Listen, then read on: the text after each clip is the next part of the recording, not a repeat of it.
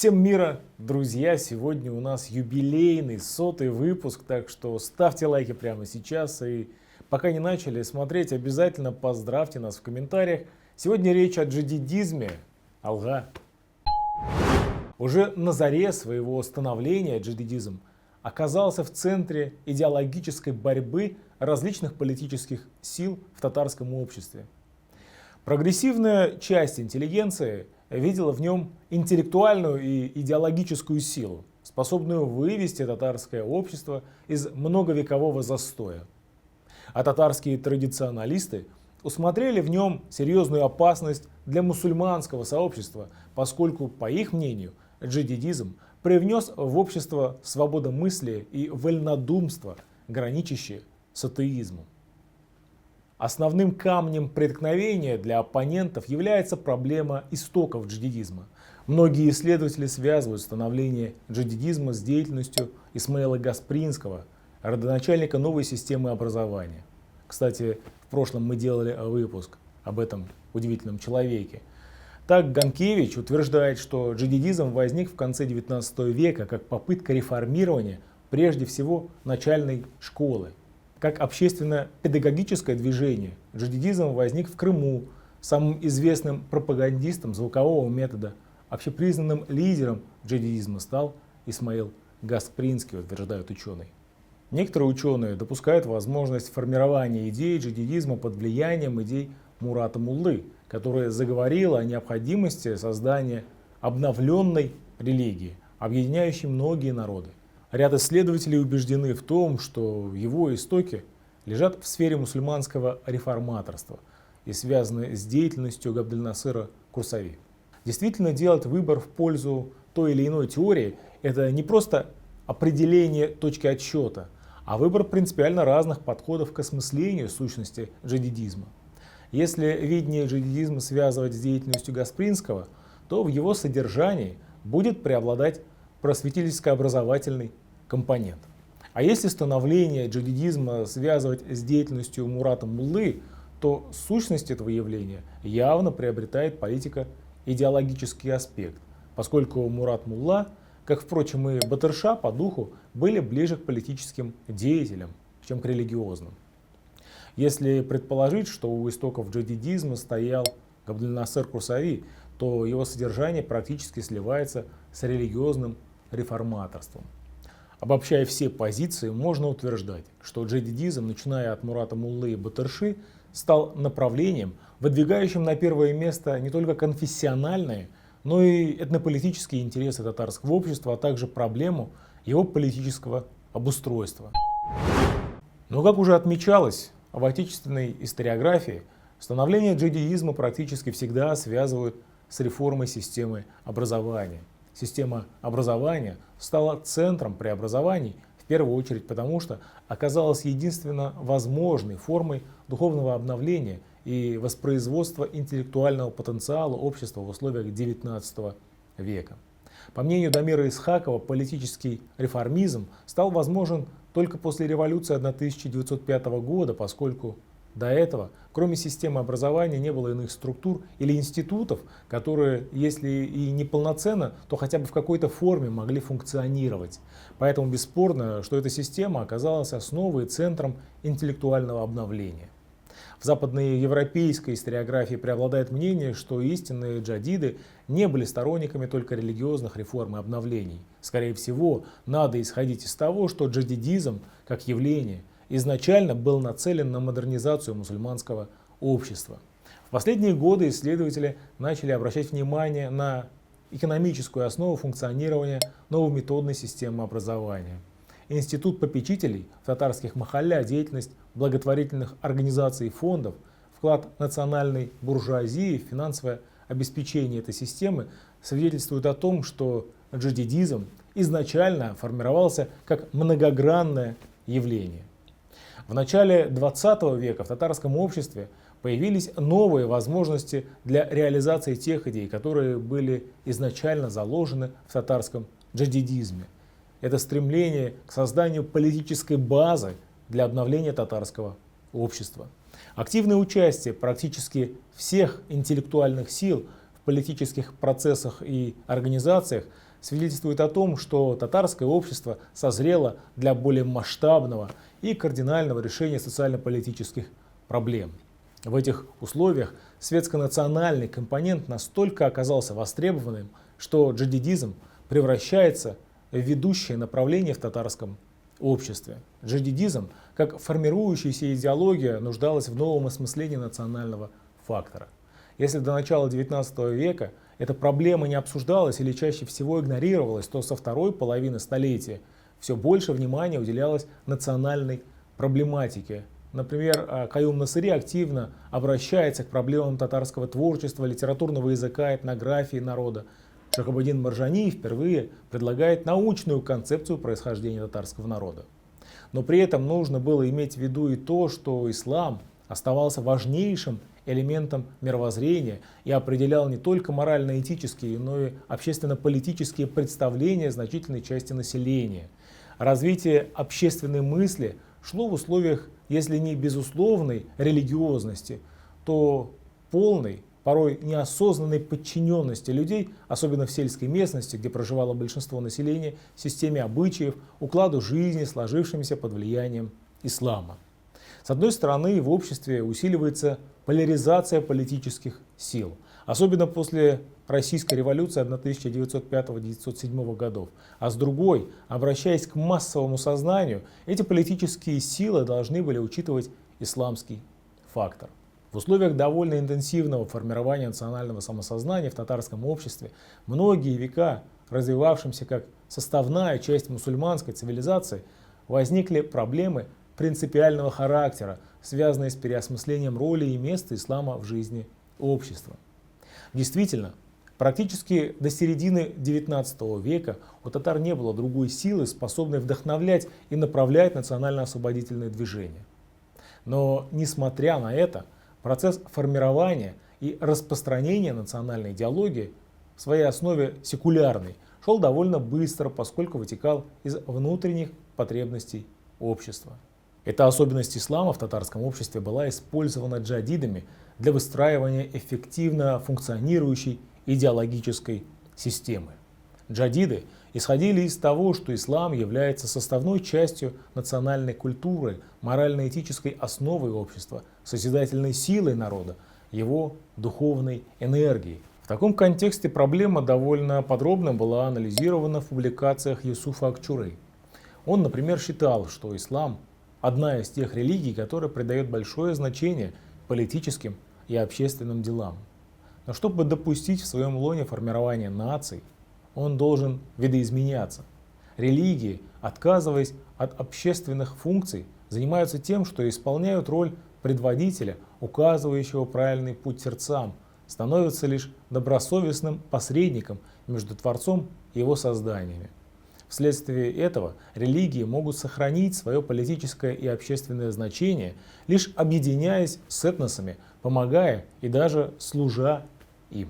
Известный татарский историк Газис пошел еще дальше, утверждая, что привязывание религии к нации как национальной идее требует заметной национализации ее догматики, символики и ритуалов, поскольку ислам в борьбе с господствующей политической системой за сохранение нации, будучи национальной религией тюрко-татар, стал могучей силой. Мектебы и медресе, открывающиеся под знаменем религиозного воспитания, выполнили роль защитников национального языка, стали учреждениями, формирующими национальную культуру и литературу. Преподаватели, обучающие в них, возгласили процесс национального пробуждения, и, наконец, всех тюрко-татар России объединил исламизм. Распространение ислама как национальной религии тюрко-татар прозвучало как своеобразный призыв к пересмотру догматических положений этой религии. Такой принцип не мог удовлетворить татарских богословов. Необходимо было эту проблему рассматривать не так радикально, как это делал Газис. В этом плане позиция Джавдада Валиди оказалась более корректной, чем взгляды Газиза. Джавдат Валиди считал, что мы, татары, в течение многих веков среди чужих и сильных наций не распались и не потерялись, сохранились как единая нация только благодаря религии и под ее сенью. В данном случае он не призывает к пересмотру догматических основ ислама, чтобы его приблизить к национальным проблемам, а наоборот. Ученый считает, что ислам уже без каких-либо кардинальных пересмотров своей догматической основы служил сохранению основ нации. Правда, по мнению Джавдата Валиди, в понятие «нация» в разное время вкладывали разный смысл. Появление современной ему трактовки этого термина, как он считает, связано с формированием татар в XIX веке новой интеллигенции. В контексте рассмотрения этой проблемы особый интерес вызывает позиция Ахмад Хади Максуди, который очень четко и, самое главное, приемлемо для различных слоев татарского общества расставил акценты. Он обратил внимание, что раньше в литературе обсуждали проблему идентичности религии и нации. Сегодня уже признается их самостоятельное значение. И если первое трактуется в смысле шариата, являющегося сводом общественных канонов, то второе – как народы, происходившие из одного рода и говорящие на одном языке. Но при этом он признает, что религия и нация должны помогать друг другу и охранять друг друга.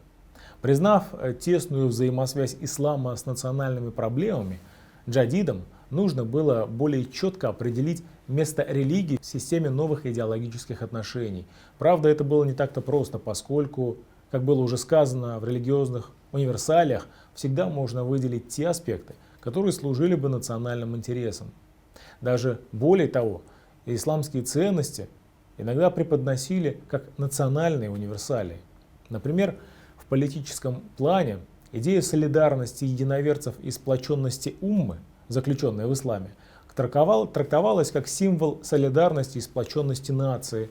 Будучи основой традиционного мусульманского общества, ислам в начале 20 века воспринимался как символ национальной самобытности. Безусловно, выявление взаимообусловленности этих двух начал не является попыткой размывания границ между ними. Просто джадиды пытались вычленить в исламе те аспекты, которые служили интересам татарской нации и общества. В начале 20-го столетия татарское общество нуждалось в исламе в первую очередь как в своде морально-этических норм, символе идейных комплексов, основанных на религиозно-культурных ценностях. По этому поводу Юсуф Акчура писал, что главная тенденция развития, которая просматривается в современной истории, это тенденция развития этносов. Религии, как таковые, постепенно теряют свое значение и силу. Религии все более переносят свою деятельность из общественной среды в личную жизнь человека. В обществе свободы совести начинает занимать место, ранее принадлежавшее всем религиям. Правда, со стороны Юсуфа Акчуры такие утверждения можно оценивать как стремление выдать желаемое за действительное. Он, как представитель татарской национальной интеллигенции, обучавшийся не где-то там, а в Сорбоне, некоторые ценности западной цивилизации пытается внедрить в татарское общество. Тем более он уже с 1908 года жил в Турции, все дальше отдаляясь от проблем татар, и поэтому различные проблемы рассматривал с точки зрения интересов турецкого общества. А Валиди отмечает, что дальнейшее пробуждение национального сознания под воздействием национальной литературы, национального искусства и национальной культуры, дальнейшее совершенствование национальных интересов под воздействием национальной экономики и национальной политики приводит к ослаблению объединяющей роли религии среди этих наций. Джавдат Валиди утверждает, что роль и место религии в жизни все еще неоспоримо, но тем не менее в обществе появилась сила, способная соперничать с ней. Это разум и самостоятельная мысль. По этому поводу заметил, что религия и по сей день продолжает играть огромную роль в делах нации и государства и своим духовным содержанием приобретает определенную социальную функцию. Вместе с тем, что религия по существу является делом убеждения и совести, правительство и государство, господствующие нации, не могут предпринять против нее какие-либо серьезные меры притеснения. Угнетенные нации, пользуясь этой свободой, под сенью религии восстанавливают школы, возрождают литературу и разные общественные организации и таким образом используют религию в интересах нации. Такая постановка проблемы татарскими джадидами не просто конкретизировала место религии в жизни общества, но и заострила внимание на тех вопросах, которые волновали татарскую интеллигенцию и требовали нового теоретического осмысления многих серьезных проблем своего времени. По крайней мере, сохраняя позитивное отношение к исламу, джадиды сумели подняться до постановки проблем, которые в политической сфере были не менее важны, чем религия в духовной сфере. В частности, прекрасно понимая, что решение проблем национально-государственного строительства для татар связано с демократизацией всей политической системы Российской империи, татарская интеллигенция пыталась предложить новую для страны модель обновления государственности на плюралистических принципах, давно уже знакомую Западу. Эта модель в условиях России, впервые предложенная Исмаилом Гаспринским, ставила русских и мусульман на позиции формального равенства и, естественно, стимулировала поиски более цивилизованных подходов для решения национального вопроса. Как совершенно справедливо отметил известный исламовед Батуринский, усиливающееся тяготение российских мусульманских модернистов к западно-либеральным нормам и институтам, во всяком случае к тем из них, которые обосновывали и гарантировали реальность демократических принципов в сферах межнациональных и межрелигиозных отношений, вносила новую тенденцию в динамику общеимперской идеологии. Таким образом, возникла комбинация мусульманских националистических и религиозных идей, способная не только к обороне, но и к наступлению в сфере идеологии и политической культуры Российской империи. Одной из этих особенностей джадидизма в начале 20 века стало перенесение центра тяжести с чисто богословских проблем на проблемы социальные и политические. Его представители осознали, что татарскому обществу необходимо современное видение мира и стремились привести традиционные мировоззренческие системы в соответствии с требованиями эпохи. В новой ситуации интерес к религиозно-мировоззренческим проблемам попадал в возрастающую зависимость от формирования государственных и социально-экономических доктрин. Эта тенденция не могла не выявить ограниченности традиционных принципов осмысления основ общественно-политической жизни. Поиски ответов на усложняющиеся запросы жизни вынуждали вносить кардинальные изменения в свое представление о месте и роли ислама в жизни общества, использовать в религиозной идеологии заимствования из светских учений. Поэтому не случайно, как уже отмечалось в начале 20 века, в татарском обществе ислам играл немалую роль в формировании национальной идеологии и в национальной интеграции населения. Также не случайно, что татарские джадиды старались связать его с религией, усматривая в ней важнейшие средства утверждения национального единства. Для джадидизма религия была необходима как важнейший инструмент обновления общества, как основа внутренней веры и комплекс этических предписаний. Ислам для них был воплощением социальной общности татар, созидательных сил народа, его духовной энергии, культурой и одной из основ национального бытия. Не случайно все, что было направлено на обновление татарского общества, включая и религиозно-мировоззренческие искания, рассматривались как единое целое. Борьба с сложными понятиями в исламе, желание доказать, что ислам есть религия божественная и общественно-научная, возникновение женского вопроса и новых способов обучения и воспитания, национальная культура, национальная история, решение политических, общественных и научных вопросов. Все это, сделанное в весьма короткое время, есть наши национальные дела. Возможно, поэтому татарские джадиды, в отличие от своих предшественников, стремились к формированию системы взглядов на социальную структуру современного татарского общества и России, на характер ее внутренних связей и механизма функционирования. При этом они обращались и к традиционным представлениям, и к новым научным положениям, и к опыту западноевропейских цивилизаций. Также не случайно и то, что они практически все принимали активное участие в политической жизни мусульманских народов России. Ключевой задачей для интеллигенции в начале 20 века стало выявление причин застоя в обществе и определение пути выхода из него. Не случайно, что она стала центральной и для джадидизма. Историк и общественный деятель Хади Атласи, например, обратил внимание на то, что основной причиной, погубившей мусульманство, явилось фаталистическое возлагание всех надежд и упований на судьбу и волю Аллаха и полнейшее пренебрежение самостоятельностью. Суеверия унизили ислам и ослабили нас, и мы обязаны истребить все эти суеверия.